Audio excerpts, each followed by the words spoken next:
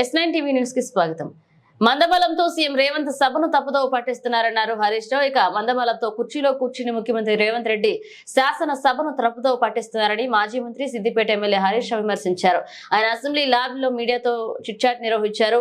ఈ సందర్భంగా ఆయన మాట్లాడుతూ మేడిగడ్డ నుంచి వాటర్ లిఫ్టింగ్ వ్యవహారంలో రిటైర్డ్ ఇంజనీర్ల రిపోర్ట్లను తప్పుగా చదివారని ఆరోపించారు. మోటార్లకు మీటర్లంటూ లెటర్ లైన్లు మొత్తాన్ని తప్పించి చదివి అబద్ధాలు చెప్పారన్నారు.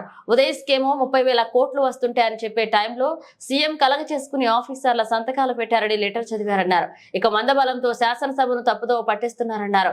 తిరెడ్డిపాడును దగ్గరుండి బొక్క పెట్టించారని రేవంత్ ఆరోపణలు చేస్తున్నారని, ఉమ్మడి రాష్ట్రంలో తాము రాజీనామా చేసిన తర్వాతనే పోతిరెడ్డిపాడుకు జీవో విడుదలైందన్నారు.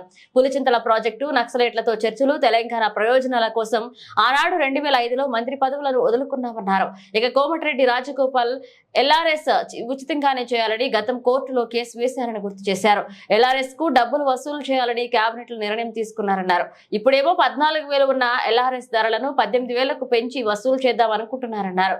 ఆనాడు తెలంగాణ రాష్ట్ర సాధన కోసం రాజీనామాకు సిద్ధపడితే రేవంత్ జిరాక్స్ పేపర్ కూడా స్పీకర్ కు ఇవ్వలేదంటూ విమర్శించారు. తెలంగాణ వ్యతిరేకంగా రైఫిల్ పట్టుకుని బెదిరించిన వ్యక్తి రైఫిల్ రెడ్డి అయ్యాడన్నారు. ఒక్కనాడైనా జై తెలంగాణ అనే వ్యక్తి రేవంత్ రెడ్డి అంటూ విమర్శించారు.